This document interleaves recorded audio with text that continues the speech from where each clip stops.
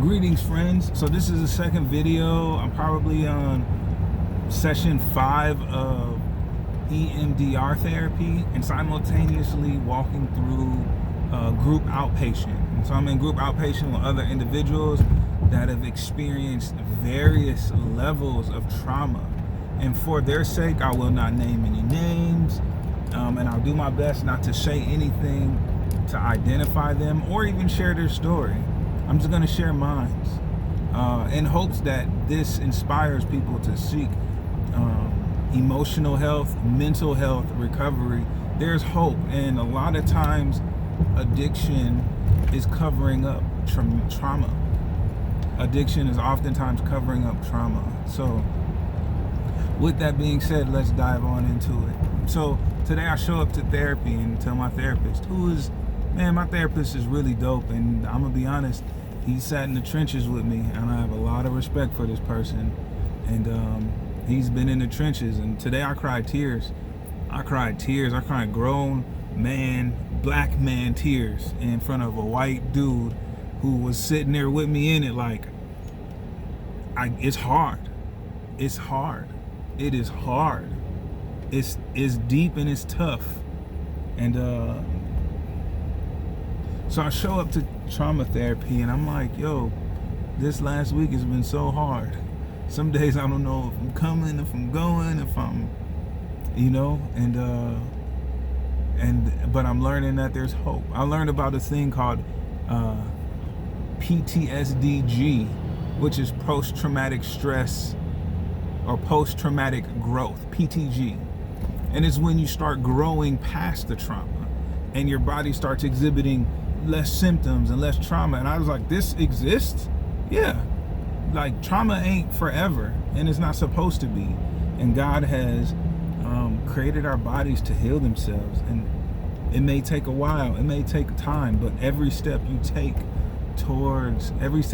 in faith and towards your healing is a step that God is going to take or open doors. Every step you take is an investment in your soul. So I'll say that. And so I go to this place like hurt, afraid, scared, triggered even, and I just tell him, and he's like, I kind of tell him, like, I feel like we're focusing on this over here, but this happened and I don't know. And he's like, well, we can start wherever. But I was like, if we focus on this big thing, and last week was so traumatic, I don't know if I can make it through this next week opening up this can of worms.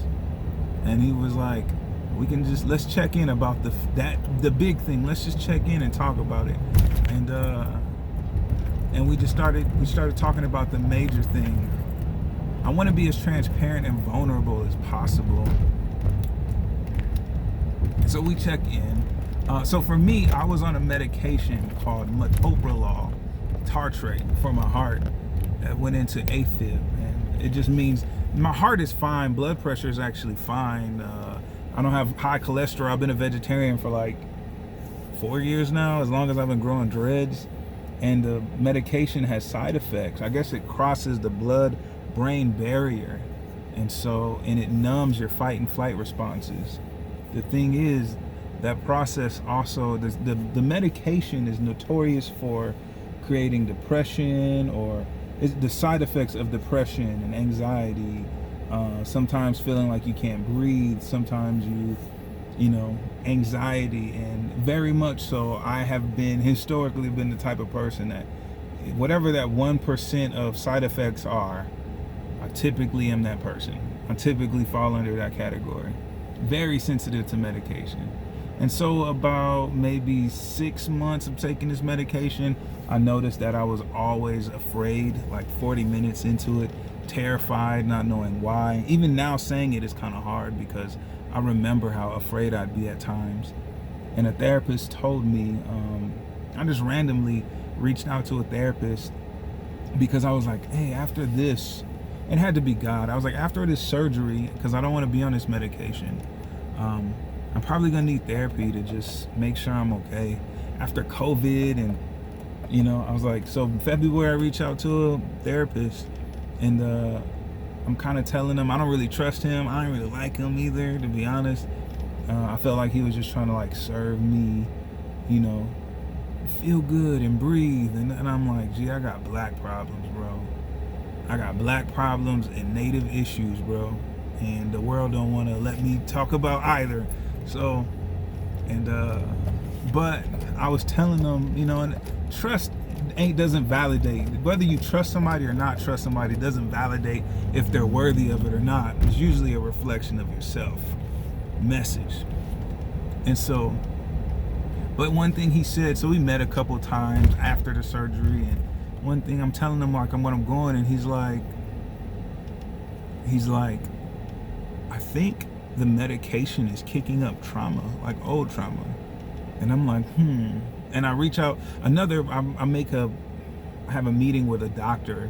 I couldn't meet with my regular doctor, who I didn't really trust anyway, and I met with like a nurse practitioner, and she said the same thing. She said that medication is notorious for having side effects. Those side effects. She said, I think counseling and maybe even trauma counseling would be good. And so I started seeing the therapist all over again that I didn't trust, and read some articles about how this metoprolol tartrate has given people hallucinations, anxiety and all these other things. And a lot of times it's your brain having trauma, and it's kicking up. Your brain is kicking up old trauma that's unresolved. Your brain does a really good job of filing things away so you can survive in the moment.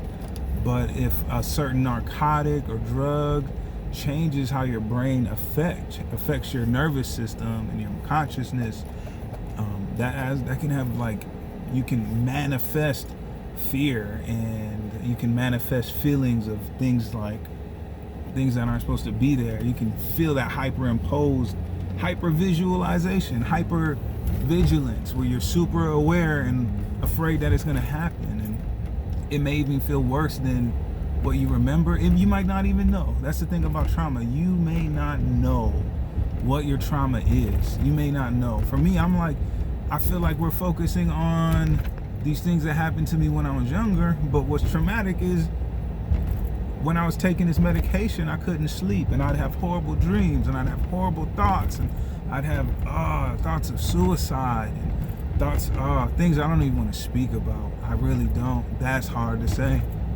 But so moving forward, another friend, I'm kind of telling people, I'm trying to be transparent in the season, and I'm like, hey, you guys, so I realize what I've been walking through is trauma, and PTSD is what I'm learning what I have, and it's hard, it's lonely.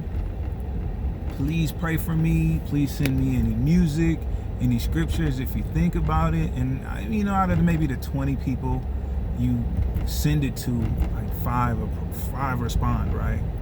And out of that 5 respond, maybe 2 of them still message me here and there. And it might not even be that low, but one of the people that messaged me that I wasn't expecting to was this sweet lady who went through trauma herself, and she had PTSD, and she had trauma in her past, and someone actually approached it because she said she found out that she was really like hostile towards male authority figures, and what was another breath of fresh air was not only did she go through trauma, but she knew that the medication I was on had those horrible side effects. And so I'm still feeling, I'm like relieved because somebody, doctors and medical professionals, most of them are saying, no, not that, it's out of your system and whatever. And I'm like, sure, but why do I still feel afraid? Well, you might just need to go and do this or do that, and it kind of brush it off. And that was hard. So now you're afraid, you're isolated, you're alone, you're terrified, and everyone's telling you it's not it. But I know what I know. And so in therapy, I bring it up to my therapist who does EMDR.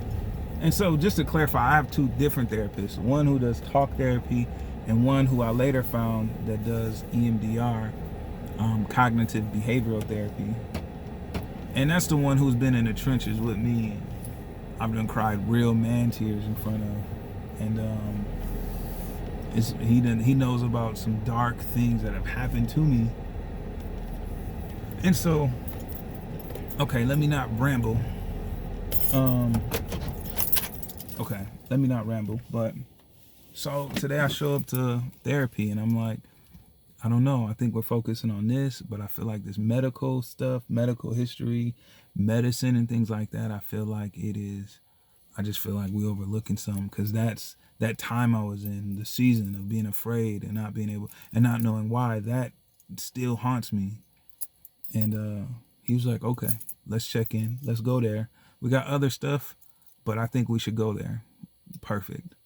And while we're going through the cognitive open EMDR, your brain starts to share different things about like that are hidden, you know. And so I leaned into these moments that I was horrified and terrified, afraid, and felt paralyzed with fear. And it ended up going to like deeper childhood stuff and times that I was homeless. And there was times that I remember I was like maybe 12.